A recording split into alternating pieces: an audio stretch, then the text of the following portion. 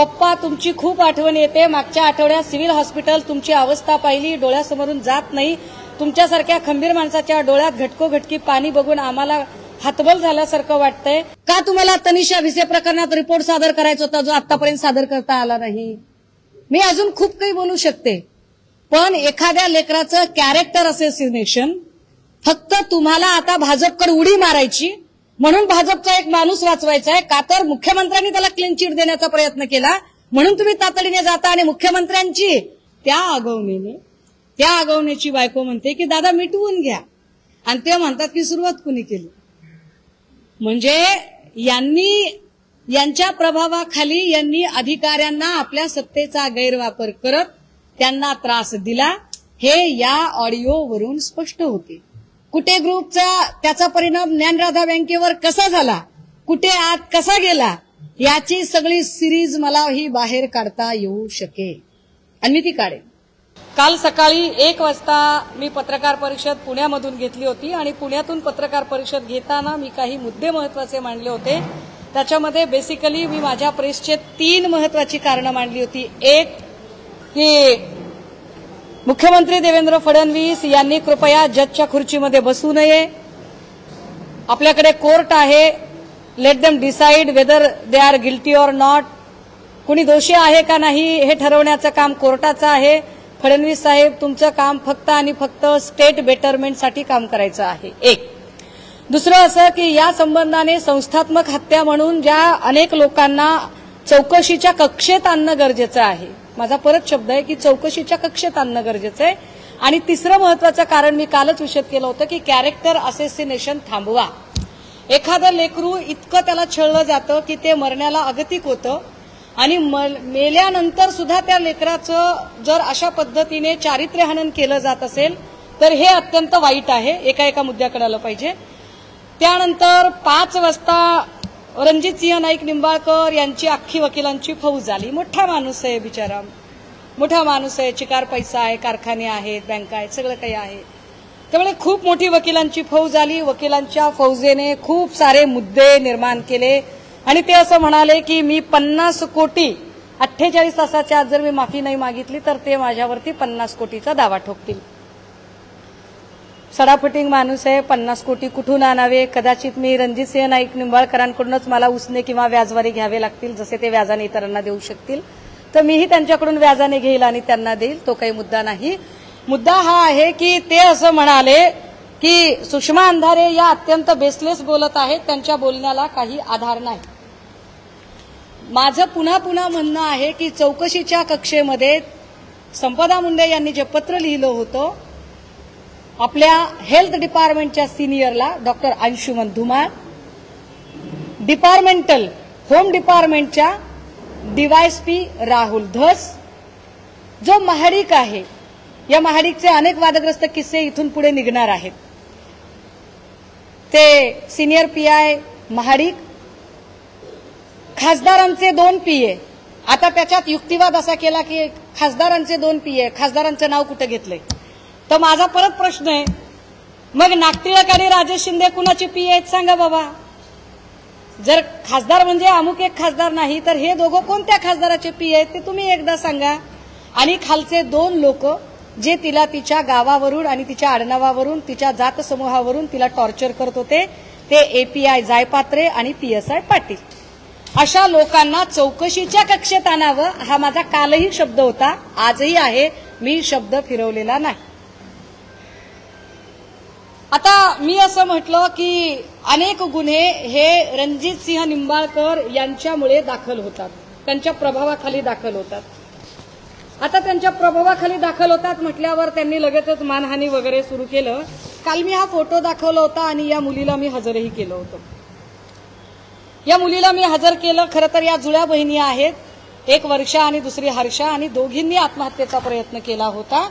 या दोघींनी जो काही आत्महत्येचा प्रयत्न केला त्यांनी एक सुसायडल नोट लिहिली होती. ती सुसायडल नोट जरा मी इथं वाचली पाहिजे.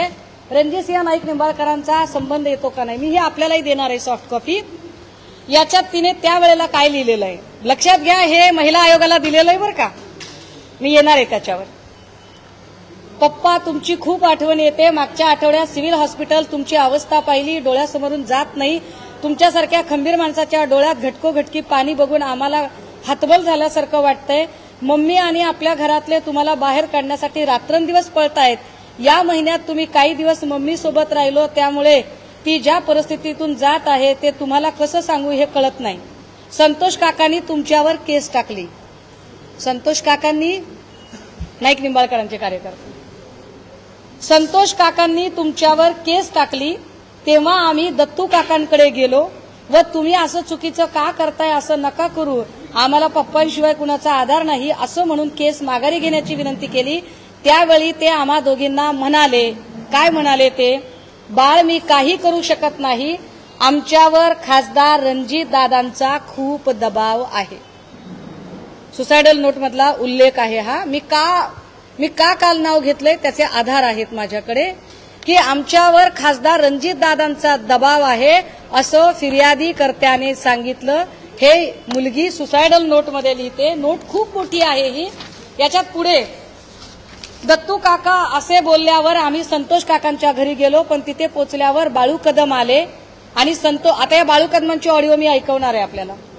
बाळू कदम आले आणि संतोष काकांना आम्हाला बोलू दिले नाही. लगेच दत्तू काका आणि बाळू कदम संतोष काकांना घेऊन गेले.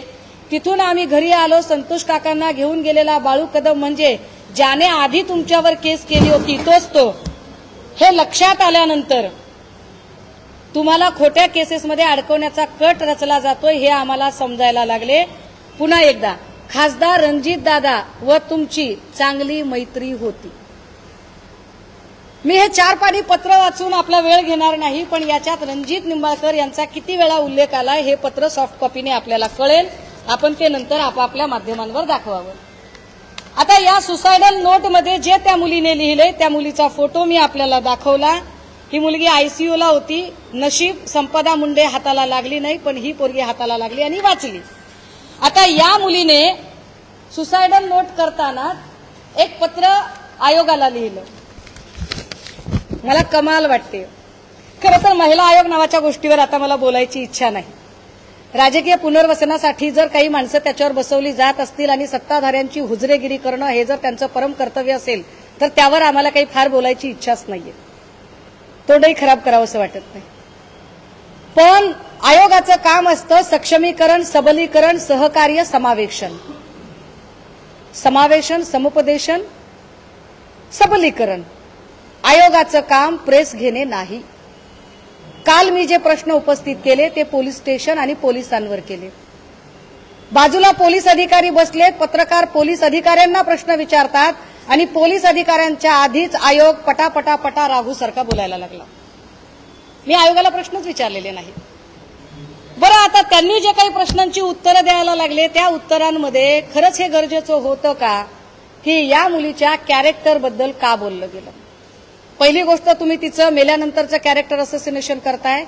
मुळात जिथे तपास यंत्रणेवरच माझा आक्षेप आहे, मुळात जिथे पोलीस यंत्रणाच संशयाच्या घेऱ्यात आहे, जी पोलीस यंत्रणा संशयाच्या घेऱ्यात आहे, ज्या पोलीस यंत्रणेवरच अनेक प्रश्नचिन्ह उपस्थित झालेले आहेत, त्या पोलीस यंत्रणेने तयार केलेले पुरावे, त्या पोलीस यंत्रणेने समोर आणलेला व्हॉट्सअप चॅट आम्ही किती व्हॅलिड मानायचा बरं. आणि त्या व्हॉट्सअप चॅटच्या आधारे जर आयोगावर बसलेली एखादी व्यक्ती जर सांगत असेल की मुलीचं असं झालं तसं झालं, मग ते 2 ठिकाणी वगैरे, मुळात हा आयोग काय पद्धतीने काम करतो हे एकदा सांगितलं पाहिजे. जर आयोगाला इतका म्हणजे पत्रकार परिषदा घ्यायचा एवढा नाद आहे, आयोगाला जर एखाद्या मुलीबद्दल इतका कळवळा आहे, तर तो कळवळा वर्षा आगवणे आणि हर्षा आगवणे यांच्याबद्दल का आला नाही. वर्षा आगवणे आणि हर्षा आगवणे यांनी आत्महत्या करताना हे पत्र लिहिलं. हे पत्र त्यांनी लिहिताना याच्यात ज्या सीसी दिलेल्या आहेत, किती तारखेचं पत्र हे, 8/11/2022. विशेष आयोगाला बघा काय लिहिलेलं आहे त्याच्यामध्ये. विषय, फलटण शहर तसेच ग्रामीण पोलीस स्टेशनचे काही अधिकारी व कर्मचारी तसेच सेंट्रल बँक ऑफ इंडिया शाखा गिरवीचे प्राधिकृत अधिकारी श्री किरण डुकरे. बघा चौकशीच्या कक्षेत नावं किती येत आहेत ती. बँक ऑफ इंडिया शाखा गिरवीचे प्राधिकृत अधिकारी श्री किरण डुकरे हे सर्व संगनमत करून माझे वडील श्री दिगंबर रोहिदास आगवणे व आई सौ जयश्री दिगंबर आगवणे यांच्यावर राजकीय द्वेषबुद्धीने विद्यमान खासदार रणजित सिंह नाईक निंबाळकर यांच्या सांगण्यावरून, पुन्हा एकदा याच्यात हा उल्लेख आलाय, हा उल्लेख आजचा नाही साहेब, हा उल्लेख 2022चा उल्लेख आहे. हे शासनाला गेलेलं पत्र आहे. रणजित सिंह म्हणाले ना की माझा काही इंटरफिअर नाही, पीडित लोकांनी लिहिलेली पत्र आहेत आणि त्याचे पुरावे मी आपल्यासमोर देते की रणजित सिंह नाईक निंबाळकर यांच्या सांगण्यावरून वेगवेगळ्या खोट्या फौजदारी केसेस दाखल करून त्यांना त्रास देऊन भीतीचे वातावरण तयार केल्यामुळे 6/11/2022 रोजी नैराश्यामुळे व मानसिक ताणतणावामुळे आत्महत्येला सामोरे. काय जर तुम्हाला एवढ्या पत्रकार परिषदा घेण्याचा नाद आहे तर वर्षा आगवणे आणि हर्षा आगवणेच्या प्रकरणात तुम्ही का घेतली नाही पत्रकार परिषद? का नाईक निंबाळकरांना तेव्हाच प्रश्न विचारले नाही? का तुम्ही वैष्णवी हगवणे प्रकरणात वैष्णवीच्या बाजूने प्रश्न विचारले नाही? का तुम्ही वेगवेगळ्या टीव्ही चॅनलच्या डिबेटमधून पळून गेला होतात? का तुम्हाला तनिषा भिसे प्रकरणात रिपोर्ट सादर करायचा होता जो आतापर्यंत सादर करता आला नाही? मी अजून खूप काही बोलू शकते, पण एखाद्या लेकराचं कॅरेक्टर असोसिएशन फक्त तुम्हाला आता भाजपकडे उडी मारायची म्हणून भाजपचा एक माणूस वाचवायचा आहे का तर मुख्यमंत्र्यांनी त्याला क्लीन चिट देण्याचा प्रयत्न केला म्हणून तुम्ही तातडीने जाता आणि मुख्यमंत्र्यांची मेहर नजर तुमच्यावर व्हावी याच्यासाठी जर तुम्ही अशा पद्धतीने वागत असाल आणि त्या पोरीचं कॅरेक्टर असोसिएशन करत असाल तर तुम्हाला काय बोललं पाहिजे? तुम्ही महिला आयोग आहात. महिला आयोग असा बदनामी करत नसतो कुठल्या बाईची. म्हणजे मला सुनील तटकरेंना या पत्रकार परिषदेच्या निमित्ताने सांगायचंय, आवरा जरा माणसं, आवरा. चुकीच्या लोकांना चुकीच्या ठिकाणी बसून पक्ष धोक्यात आणू नका आणि महिला आयोगाला काळीमा फासू नका, महिला आयोगाच्या कारकिर्दीला कलंक लावू नका. अशा पद्धतीने वागून तटकरेजी संघटना सध्या तुमच्याचकडे आहे त्यामुळे द्या लक्ष याच्याकडे. या सगळ्यांमध्ये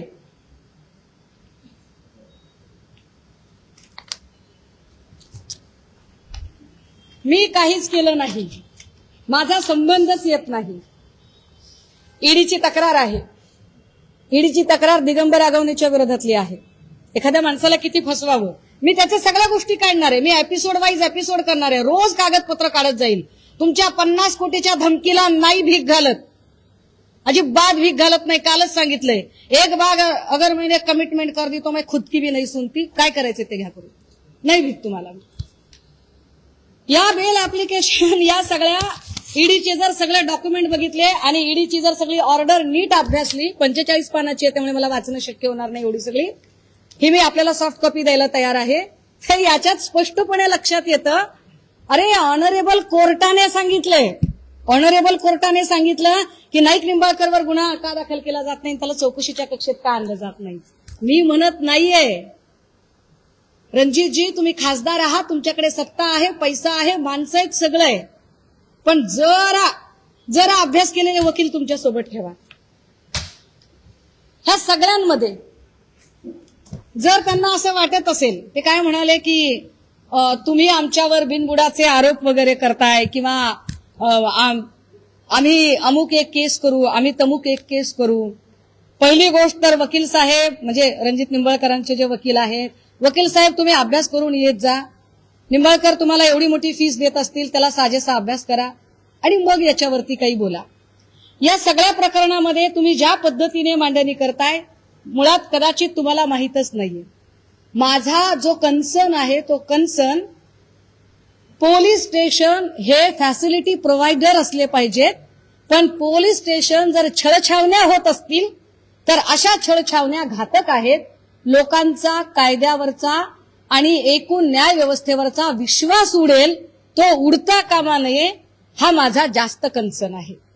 माझा कन्सर्न हा आहे की एखादं लेकरू आधी त्रासाला कंटाळून गेले आणि तुम्ही त्याच्यावर ती किती मुलांसोबत चॅट करत होती हे चॅट सांगताय. 1 मिनिटासाठी असं गृहीत धरू, बरं 1 मिनिटासाठी असं गृहीत धरू की एखाद्या मुलीने 2 मुलांसोबत चॅट केले, मग तुम्हाला अधिकार मिळतो मारायचा? तुम्हाला अधिकार मिळतो तिला टॉर्चर करायचा? कोण आहात तुम्ही? कुठले ठेकेदार आहात तुम्ही? तुम्हाला कुणी अधिकार दिला हे सगळं करायचा? एखादी मुलगी ती तिचं आयुष्य जगताना तुम्ही तिच्या संबंधाने असणाऱ्या ज्या सराउंडिंग आहेत त्यावर न बोलता पत्रकार जेव्हा पोलीस अधिकाऱ्याला प्रश्न विचारतायत, माझ्याकडे एक केस आहे, मी त्याच्यामध्ये नाव डिस्क्लोज करू इच्छित नाही, पण माझ्याकडे इतक्या काही चॅट आहेत, त्याच्यातल्या एवढ्या काही चॅट आहेत की काय पद्धतीने पोलीस अधिकाऱ्यांनीच, मला हे दाखवायला पण लाज वाटते अक्षरशः की काय गलिच्छ पद्धतीने हे सगळं केलं गेलं. पण याच्यात ऑनरेबल कोर्टाची एक ऑर्डर आली आहे. तुम्हाला आठवत असेल की एक महिला एका पोलीस अधिकाऱ्यावर तिने तक्रार अर्ज दाखल केला आणि तिचं पण फोटो चुकीचे लावून तिच्याबद्दल अत्यंत चुकीच्या वदंता पसरवल्या गेल्या. तिने त्या संदर्भाने कोर्टाकडे अपील केलं. कोर्टाने याच्यामध्ये एक वर्डिक्ट दिलंय बेल ऑर्डर देताना, आणि त्याच्यामध्ये कोर्टाने 23 सप्टेंबर 2025 ला कोर्ट काय सांगतं बघा. This is an application for anticipatory bail. The applicant is apprehending her arrest in crime number 1633 of 2024 registered with Kalwa Police Station for the offence punishable under section 35308 761(2) of the Bharatiya Nyaya Sanhita 2023. I have heard learned counsel for the applicant for some time. Learned counsel for the applicant submits that the applicant had lodged the complaint against the present first informant, who is Assistant Commissioner of Police. मी कोर्टाचं वाचते या निकाल. Who is Assistant Commissioner of Police for gang rape. It is submitted that the present FIR allying extortion is lodged as a counter blast to the said complaint lodged by the applicant. Okay. पुढे असं सांगितलंय की I have pursued the FIR. The first informant has made very serious allegation. The first informant has alleged that even ex-judges are the members of extortion gang of the applicant. The said allegation reads thus. की असं सांगितलं गेलं की जज आणि बाईची मिळून टोळी आहे आणि ते लुटतात वगैरे काय म्हटलं होतं. कोर्टाने स्पेसिफिक पॅरा कोट केलाय आणि कोर्ट असं सांगतंय, त्यानंतर काही दिवसांनी तिने माझे विरुद्ध तसेच सहाय्यक पोलीस आयुक्त कार्ले यांचे विरुद्ध गँगरेप केल्याच्या तक्रारी अर्ज केल्याचे समजले. त्यानंतर आम्ही सदर महिलेची माहिती काढली असता समजले की तिची टोळी असून त्यामध्ये वकील, माजी न्यायाधीश व इतर लोक असून ते, मी युवतीचं नाव जाणीवपूर्वक वाचत नाही, महिलेचं नाव, हिचे मार्फत प्रेमाचे जाळे टाकून सरकारी अधिकाऱ्यांना फसवतात व त्यांच्या विरुद्ध विनयभंग बलात्काराची तक्रार करून ती मागे घेण्याकरता मोठ्या रकमेची मागणी करतात. त्यांची मागणी पूर्ण करणाऱ्या व्यक्तीविरुद्धची तक्रार कालांतराने मागे घेतात. अशा प्रकारे केलेल्या 7-8 तक्रारीची माहिती मला असून आवश्यकता असल्यास मी सादर करेन. कोर्टाला म्हटलं, पोलीस अधिकाऱ्यांनी म्हटलं की आम्ही हे कोर्टाला सादर करू, आणि कोर्टाने काय सांगितलं त्यावर, the first informant through the investigating officer shall produce the material of relation to the aforesaid allegation on the next date. The first informant is put to notice that if the allegation are found to be baseless, appropriate penal action and departmental action will be ordered against him. कोर्टाने सांगितलं की तुम्ही ते पुरावे सादर करा, तो कोणता जज आहे, तो कोणता माणूस आहे, त्या सगळ्यांची नावं, आधार कार्ड, फोटो, त्यांचं सगळं सादर करा. आणि कोर्टाने तारीख दिली त्याच्यात 29 सप्टेंबर. 29 सप्टेंबरला काय झालं दादा हो, 29 सप्टेंबरला पोलीस अधिकारी कोर्टाकडे गेले आणि म्हणाले आम्ही माफीनामा द्यायला तयार आहोत. आणि कोर्टाने सांगितलं आता आम्हाला माफीनामा नको, आता माफीनामा नको, आता आम्हाला ते माहितीच हवी आहे. आणि ती माहिती जर नाही मिळाली तर आम्ही तुमच्या विरोधात इन्क्वायरी लावू, डिपार्टमेंटल ऍक्शन घेऊ. हे का वाचून दाखवते, मला ही महिला कॅमेरासमोर आणता आली असती, महिला खाली आहे, मला महिलेचं नाव वाचता आलं असतं, मला अधिकाऱ्यांचे फोटोही दाखवता आले असते, पण मी हे करणार नाही. मुद्दा काय आहे की इथे ज्या पोलीस अधिकाऱ्यांच्या बद्दल कोर्टाने हे सुनावलेलं आहे याचा दुसरा अर्थ पुन्हा एकदा तोच होतोय की पोलीस स्टेशन छळछावण्या होत आहेत का. पोलीस स्टेशन हे फॅसिलिटी प्रोव्हायडर असले पाहिजेत, रक्षकच कायद्याचे भक्षक होत आहेत का? आणि अशा खाकी वर्दीच्या आड ज्यांच्याकडे आम्ही अपेक्षेने बघतो, जर तेच कायद्याचे भक्षक होत असतील तर त्यांना पनिश करायचं सोडून त्यांची बाजू घेऊन ज्यांच्यावर आरोप आहेत, जे सदोष आहेत, ज्यांना आम्ही गुन्हा केलाय असं मानतोय, अशा लोकांच्या सांगण्यावरून तुम्ही महिलेचं कॅरेक्टर असोसिएशन करता. कालचे व्हिडिओ फुटेज काढा. काल महिला आयोग जिथे बसला होता त्यांच्या मागचे सगळे चेहरे झूम करा, इन्सर्ट मध्ये टाका. हे सगळेच्या सगळे चेहरे नाईक निंबाळकरांचे कार्यकर्ते आहेत. तुम्ही कोण म्हणून गेला होता? तुम्ही नाईक निंबाळकरांचे समर्थक म्हणून गेला होतात की तुम्ही आयोगाचे पदाधिकारी म्हणून गेला होता? तुम्हाला काय अधिकार आहे एका लेकराचं तुम्ही कॅरेक्टर असोसिएशन करण्याचा? मी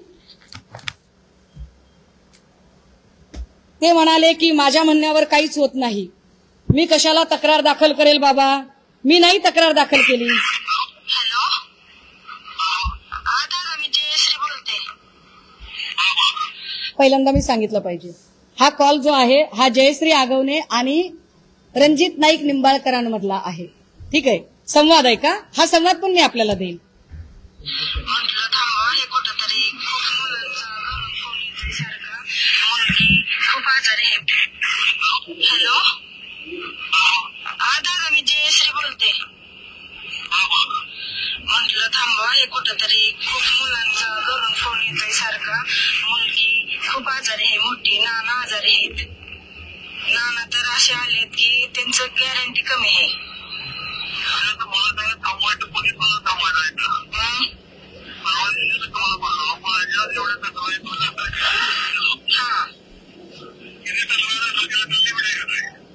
किती आता मी काय बघितलं नाही दादा, थांबवा पण तुमच्या आता तुम्ही कुठेतरी मी काय म्हणते, मी शब्द देते तुम्हाला, त्यांना बाहेर येऊ द्या, मी स्वतः समोर घेऊन येते त्यांना. पण हे थांबवा, खरंच मुलगी खूप आजारी आहे. त्या दिवशी पप्पांना त्यांना भेटायला गेल्यापासून तिला तुम्ही मोठे आहे, तुम्ही आपण आज एकत्र राहिलो, एकत्र 10-12 वर्ष झालं आपण एकत्र काढले.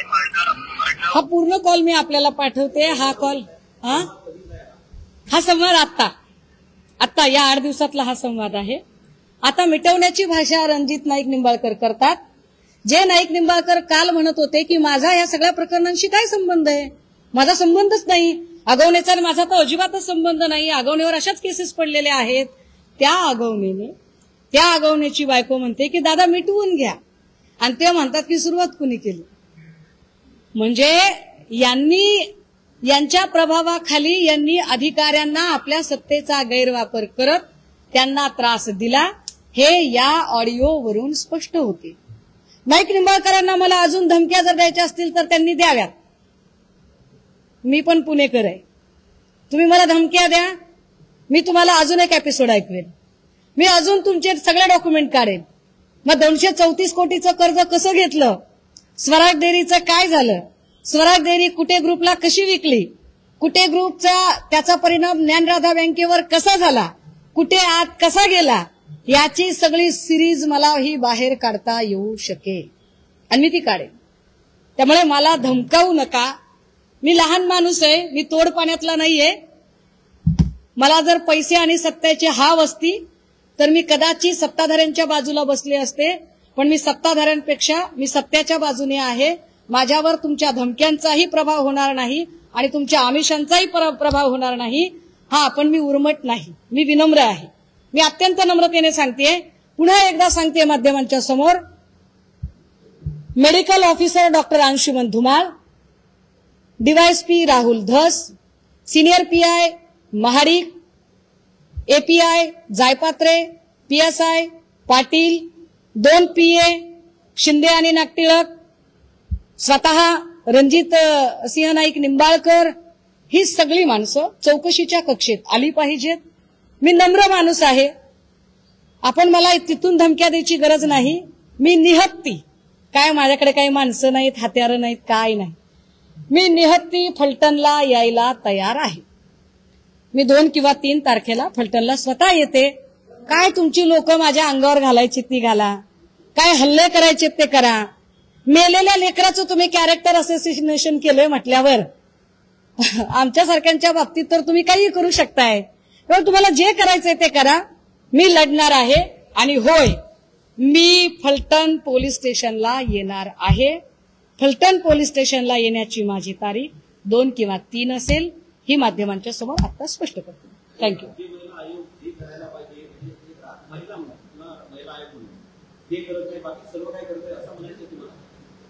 मी आता आपल्याला दाखवलं की जर महिला आयोगाला जर प्रेस करायची होती तर आगवणे प्रकरणात का केली नाही? ज्या पोरींनी आत्महत्या केली आणि करायचा प्रयत्न केला आणि ज्यांनी पत्र लिहिले 22ला, प्रश्नच नाही. ही पत्रकार परिषद ही आयोगाची पत्रकार परिषद नव्हती. ही रणजित सिंह नाईक निंबाळकर यांच्या बचावासाठी घेतलेली, सत्ताधाऱ्यांनी घेतलेली पत्रकार परिषद होती.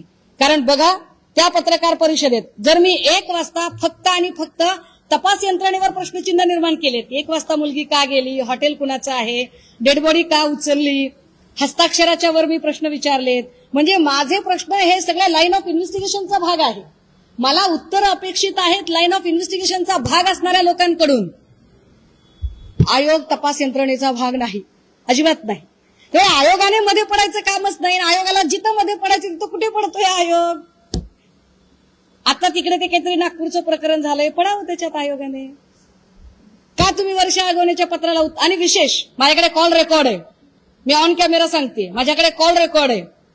हे सगळं झाल्यानंतर आज येताना महिला आयोगाकडून फोन आला हर्षा आगवणेला की तुमचं पत्र आमच्याकडचं सापडत नाहीये, तुमच्याकडे असेल तर आम्हाला दाखवा, आम्ही पोलीस स्टेशनला फोन करते गुन्हा नोंद करण्यासाठी. हे ते पत्र त्या मागत होत्या. लक्ष कसं राहील ऑफिसमध्ये कोणतं पत्र आलं आणि कोणतं नाही ते? आयोगाला जर लक्ष द्यायचं असेल ना, तर आपल्या कार्यक्रमामध्ये जिथं आपल्या पक्षाचं चिन्ह आणि नेत्यांचं बॅनर लागतंय, तिथं जो लावणीचा प्रोग्राम झालाय तिकडे लक्ष द्या. आणि नोटिसा पाठवायच्या असतील तर लावणीचा कार्यक्रम घेणाऱ्या त्या लोकांना आयोग म्हणून नोटिसा द्या, तिथं तुमचा बडगा दाखवा. इतर ठिकाणी तुम्ही कॅरेक्टर असोसिएशनच्या भानगडीत पडायचं नाही. अन्यथा आम्ही सभ्य आहोत, सज्जन आहोत, सुसंस्कृत आहोत, पण सहनशीलतेचा अंत बघू नका.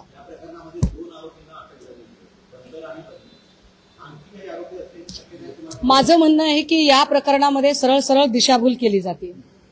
माझं म्हणणं आहे की या प्रकरणामध्ये बनकर आणि बदने हे तर असतीलच, प्रश्नच नाही, पण दोघेच असतील ही शक्यता मला धुसर वाटते. मला याच्यापेक्षा जास्त लोक वाटतात आणि म्हणून मी म्हणते, आणि प्रश्न विचारणे माझा अधिकार आहे.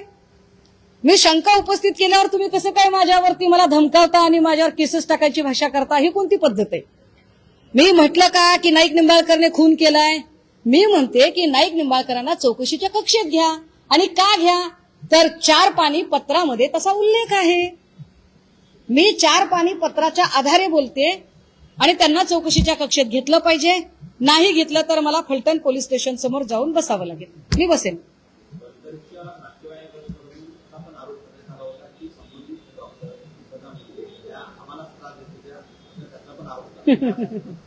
दादा, काल मी पत्रकार परिषद घेतली. कालच्या पत्रकार परिषदेनंतर माझ्याकडे अजून FIR आल्या. माझ्या कालच्या पत्रकार परिषदेनंतर पाचंगणेच्या एक दाम्पत्य पुढे आलं की त्यांच्या मुलीची पण आत्महत्या दाखवली गेली, त्यांना ती हत्या वाटते. किती किती प्रकरणं आहेत ही? एक प्रकरण आहे. मी काल नंदू ननावरेचं प्रकरण सांगितलं, धनंजय ननावरेचं प्रकरण सांगितलं. मी किती केसेस सांगितल्या. तो तुषार खरात का काय पत्रकार, त्याच्यावरही एक केस पडलेली होती. किती लोक आहेत अशी? आता ह्या सगळ्या लोकांचा आणि संपदा मुंडेंचा काय संबंध असेल बरं? आपण मुद्दा समजून घ्या. जसं परळीचं पोलीस स्टेशन छळछावणी झाली होती, तसंच फलटणचं पोलीस स्टेशन छळछावणी झाली आहे का याची चौकशी झाली पाहिजे. आणि जे स्थानिकचे पोलीस आहेत त्यांना बाजूला ठेवा. माननीय उच्च न्यायालयाने यामध्ये स्वतंत्र अशी चौकशी समिती नेमावी. मग तुम्ही तो तपास CBI, CID काय करायचंय ते करा, पण स्थानिकच्या पोलिसांवर विश्वास नाही. आणि स्थानिकच्या पोलिसांनी दाखवलेले पुरावे जर सत्ताधारी पक्षाचा बचाव करण्यासाठी आयोगाच्या नावाखाली कुणी येऊन व्हॉट्सअप चॅट वगैरे आहे तसं दाखवत असेल तर तुम्ही महिला आयोगाला काळीमा फासत आहात. तटकरेजी अशा लोकांना आवरा. आयोगाचीही इज्जत ठेवा आणि पक्षाचीही ठेवा.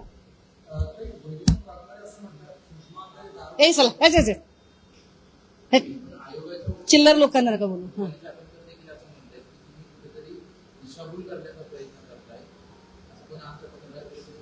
कोण कोण माझं म्हणणं काय आहे? माझे प्रश्न लाईन ऑफ इन्व्हेस्टिगेशनच्या संदर्भाने आहे. माझे प्रश्न चौकशीसाठीचे आहे आणि चौकशीचा भाग चाकणकर नाहीत.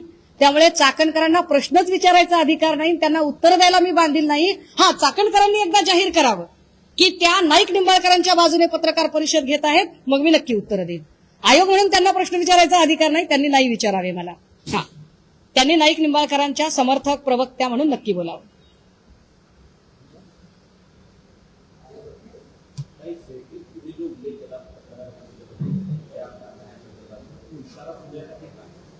काय म्हणताय? सॉरी,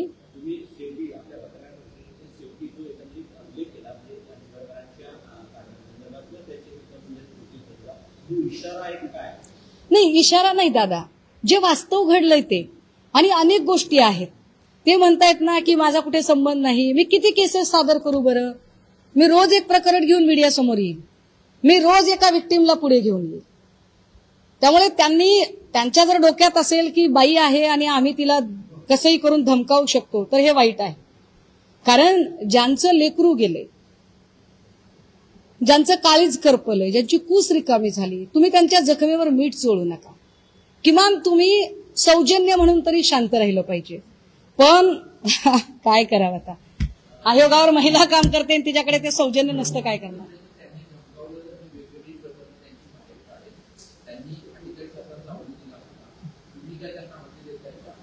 नाही, मी अवधी देणे इतकी कुठे मोठी आहे? मी लहान माणूस आहे, मी साधा माणूस आहे. माझ्या काही डोक्यावर मुख्यमंत्र्यांचा हात आहे काय? आणि माझ्यासाठी काही महिला आयोग मदतीला येणार आहे काय? सत्ताधाऱ्यांच्या वलचणीला गेलेला आयोग माझ्या मदतीसाठी येणार आहे? मी साधा माणूस आहे, सडापटिंग माणूस आहे. मी काय म्हटलं की मी विनम्र आहे, मी उर्मट नाही. मी विनम्रतेने पोलीस स्टेशनला जाऊन बसेल आणि मी फक्त तुम्ही चौकशीच्या कक्षेत त्यांना घ्या एवढंच सांगेन. मी गुंड नाहीये, मी मवाली नाहीये, मी उर्मट नाहीये. मी कुणालाही धमकावणीची भाषा करू शकत नाही. मी कायद्याचा आदर करणाऱ्यांपैकी आहे.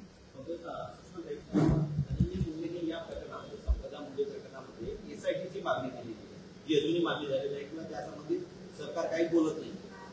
संबंधित पोलीस अडचण असेल ते कर्मचारी त्यांच्याकडून तपास काढून इतर यंत्रणेकडे किंवा एसआयटी स्थापन करून अशी काही मागणी आहे. माझी मागणी आहे की माननीय उच्च न्यायालयाने स्वतंत्र चौकशी समिती नेमावी, जी अक्षय शिंदे प्रकरणात पण आपल्याकडे नेमली होती. तेव्हाही मी म्हटलं होतं की अक्षय शिंदेचा एन्काउंटर नाही, हत्या आहे. आणि कोर्टाने त्या संबंधाने आपलं म्हणणं मांडलं. मी सोमनाथ सूर्यवंशी प्रकरणामध्येही ही कस्टडियल डेथ आहे हे फार प्रकर्षाने मांडत होते आणि कोर्टाने ते मान्य केलं. मी वेग बोलत नाहीये, मी हातात कागद घेऊन बोलतीये. आता आमचं काय म्हणणं आहे की एक तर तुम्ही कॅरेक्टर असोसिएशन थांबवा, अन्यथा मग आम्हाला पण वाईस वर्षा वार आम्हाला त्याच्यावर येऊ देऊ नका प्लीज. आम्ही फार नम्रतेनं बोलतोय. आम्ही हात जोडलेत ना, हात उघडायला भाग पाडू नका. पण याच्यामधले सगळे सीडीआर निघाले पाहिजेत. महाडिक आणि रणजितसिंह नाईक निंबाळकर या दोघांचे सीडीआर निघाले पाहिजेत. महाडिक आणि राहुल धस यांचा सीडीआर निघाला पाहिजे. महाडिक, रणजितसिंह नाईक आणि बदने बनकर यांचे सीडीआर निघाले पाहिजेत. दिलीप भोसले, रणजितसिंह नाईक निंबाळकर, बदने यांचे सीडीआर निघाले पाहिजेत. मी ज्या ज्या लोकांची नावं घेते त्यांचे सीडीआर तपासले जावेत. मी असं अजिबात म्हटलं नाही की अमक्याने गुन्हा केलाय. माझ्या शंका आहेत, मला प्रश्न विचारायचा अधिकार आहे, मला न्याय मागायचा अधिकार आहे.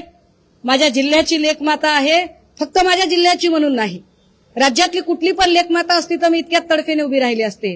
पण एखाद्या लेकराला मेल्यानंतर तुम्ही जे छळलंय ते चीड आणणारं आहे, मी तुम्हाला सोडणार नाही.